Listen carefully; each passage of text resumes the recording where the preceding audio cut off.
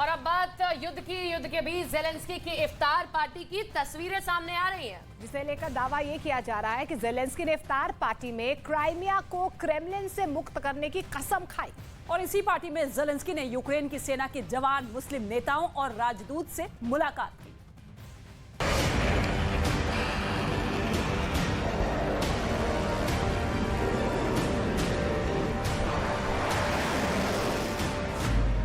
युद्ध के बीच ज़ेलेंस्की की इफ्तार पार्टी। इफ्तार पार्टी में ज़ेलेंस्की की नई कसम। ज़ेलेंस्की ने बदला युद्ध में प्लान। युद्ध के बीच ज़ेलेंस्की के इफ्तार पार्टी की तस्वीरें सामने आई हैं, जिसमें यूक्रेन की सेना के मुस्लिम अधिकारी, नेता और राजदूत शामिल हुए। लेकिन इस इफ्तार पार्टी में ज़ेलेंस्की ने क्राइमिया पर रूस के कब्जे का मुद्दा उठा दिया। Так само, як ми поважаємо територіальну цілісність усіх держав від Європи до Латинської Америки, ми справедливо очікуємо поваги до територіальної цілісності нашої держави, всієї України від Полісся до узбережжя Чорного та Азовського морів. ज़ेलेंस्की ने क्राइमिया में मुस्लिम समुदाय के साथ होने वाले बर्ताव की आलोचना की और क्राइमिया को क्रेमलिन से मुक्त कराने की कसम खाई। ज़ेलेंस्की ने आरोप लगाया कि रूस ने क्राइमिया को धोखे से कब्जा किया, लेकिन अब वक्त आ गया है जब रूस को सबक सिखाया जाए। रूस ने 27 फरवरी 2014 को क्राइमिया पर कब्जा कर लिया था। कब्जे के बाद 16 मार्च 2014 को क्राइमिया में जनमत संग्रह कराया गया। 21 मार्च 2014 को रूस ने अनौपचारिक रूप से क्राइमिया को अपना हिस्सा बताया। हालांकि यूक्रेन ने इस फैसले का कड़ा विरोध किया। अब इफ्तार पार्टी के बहाने ज़ेलेंस्की ने क्राइमिया पर क्रेमलिन के कब्जे का मुद्दा दोबारा उठा दिया और मुसलमानों के साथ क्राइमिया में हो रही ज्यादती का जिक्र किया। Хай іфтар дасть розраду кожному у світі, у мусульманській спільноті, де б не довелося бути зараз. ज़ेलेंस्की ने क्राइमिया को लेकर मुस्लिम देशों से मध्यस्थ बनने की अपील की। साथ ही उन लोगों का शुक्रिया अदा किया जो लोग युद्ध में उनके साथ आए। ज़ेलेंस्की ने खास तौर पर तुर्की और सऊदी अरब सहित कई देशों को यूक्रेन युद्ध में मध्यस्थ के रूप में पेश किया। मतलब ज़ेलेंस्की जंग में 2 मोर्चों पर युद्ध लड़ने का मन बना चुके हैं। एक मोर्चे पर वो रूस के हमलों का जवाब दे रहे हैं, जबकि दूसरे मोर्चों पर उन इलाकों को मुक्त कराना है जिन पर रूस ने कब्जा जमा लिया है।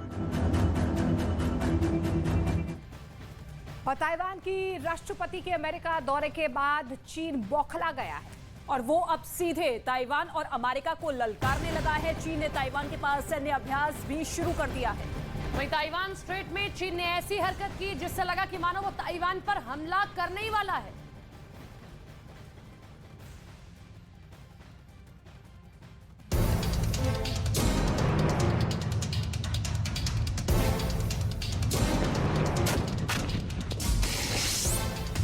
यूक्रेन से भी बड़ा युद्ध होने वाला है।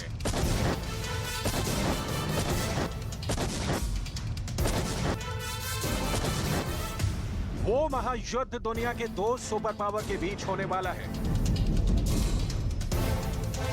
इनके लिए चीन की सेना सजने लगी है और अमेरिका तक जाने वाली मिसाइलें तनने लगी हैं। अगर चीन और अमेरिका से ऐसा युद्ध शुरू हो गया तो फिर सोचिए मंजर क्या होगा। इस युद्ध के आगे यूक्रेन युद्ध में हुए विनाश की तस्वीरें कहीं नहीं ठहरेंगी, क्योंकि उस युद्ध में एक तरफ होगी चीन की हाइपरसोनिक मिसाइलें तो दूसरी तरफ होंगे अमेरिका के महाविनाशक हथियार। ऐसा हम इसलिए बोल रहे हैं क्योंकि चीन ने एक बार फिर ताइवान स्ट्रेट में घुसने की हरकत की, जिससे लगा कि मानो वो ताइवान पर हमला करने ही वाला है। चीन के लड़ाकू विमानों और युद्धपोतों ने उसकी सीमा का उल्लंघन किया।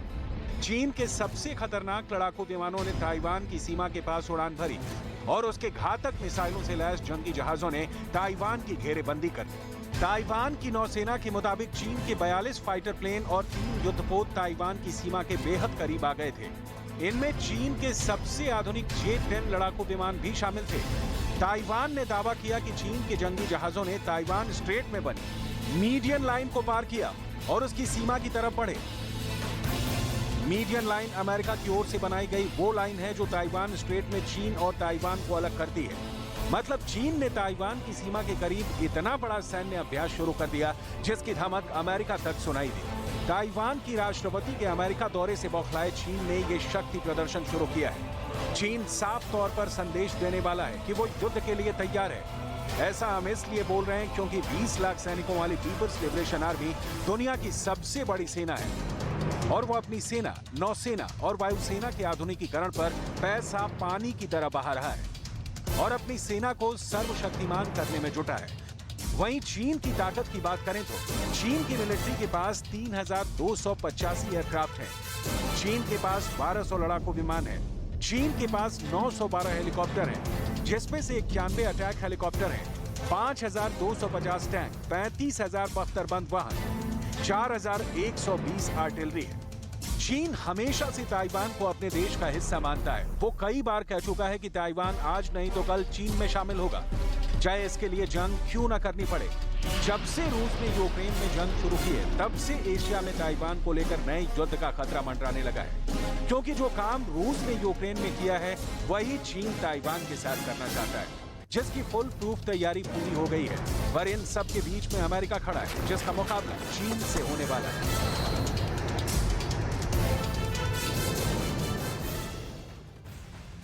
चीन अब यूरोप में भी धाक जमाना चाहता है और इस वजह से वो यूक्रेन रूस महायुद्ध में समझौता करवाना चाहता है। और इन सब के बीच फ्रांस के राष्ट्रपति इमैनुअल मैक्रों ने चीन के राष्ट्रपति शी जिनपिंग से मुलाकात की है।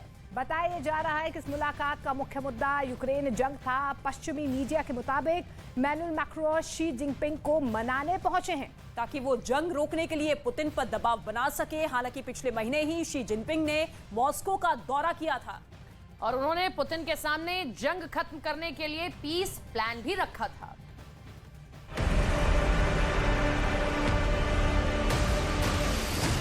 चीन का नया पैंतरा, यूरोप के देशों से दोस्ती,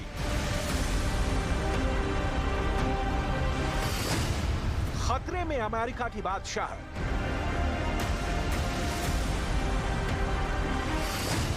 पुतिन को मनाएंगे शी जिनपिंग,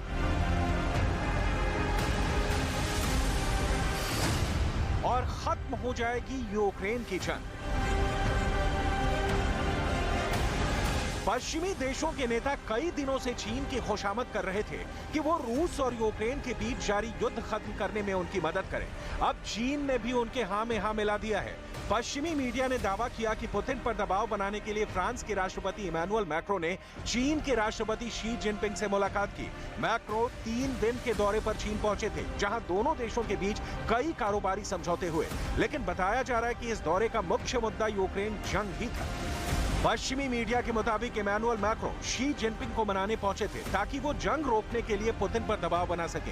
हालांकि पिछले महीने ही शी ने मॉस्को का दौरा किया था और उन्होंने पुतिन के सामने जंग खत्म करने के लिए पीस प्लान भी रखा था, और अब एक बार फिर पुतिन को मनाने की कोशिश हो रही है। शी जिनपिंग वो कर दिखाना चाहते हैं जो अब तक अमेरिकी राष्ट्रपति जो बाइडेन की अगुवाई में अमेरिका जैसी सुपर पावर भी नहीं कर पाया है। ईरान और सऊदी अरब में दोस्ती करवाकर शी जिनपिंग अपने प्लान का फर्स्ट फेज मुकम्मल कर चुके हैं। अब बारी है उस टास्क को पूरा करने की जिसकी वजह से पिछले 1 साल से पूरी दुनिया परेशान है, यानी पुतिन और ज़ेलेंस्की के बीच सुलह कराकर यूक्रेन जंग को खत्म करवाने की। पहली बात तो ये कि इसमें चीन की मंशा खुद को दुनिया में शांति कायम कराने वाले देश के रूप में स्थापित कराने की है। चीन के इस चतुराई के संकेत वो खुद दे रहा है, जिसमें वो ग्लोबल साउथ यानी दक्षिण पूर्व एशिया, अफ्रीका और दक्षिण अमेरिका को शामिल करने की बात करता है। इस तरह चीन का पूरा प्रचार अमेरिका के नेतृत्व में मौजूदा विश्व व्यवस्था के सामने आई नई वैकल्पिक व्यवस्था बनाने की है। इसमें वो बाकी की दुनिया को लुभा रहा है। ये देश देखना चाहते हैं कि पश्चिमी देश यूक्रेन संकट को किस तरह संभालते हैं। हालांकि चीन का दूसरा मकसद अमेरिका को साफ संदेश देना भी है, और अब उसके सामने एक और महाशक्ति है। अगर चीन रूस यूक्रेन युद्ध को खत्म करवा देता है तो यकीन मानिए कि चीन एक अलग ही शक्ति के रूप में निखर कर आएगा। वहीं दूसरी ओर अमेरिका की विश्वसनीयता भी मानो खत्म हो जाएगी, और अगर ऐसा हुआ तो फिर दोनों देशों के बीच युद्ध होना तय।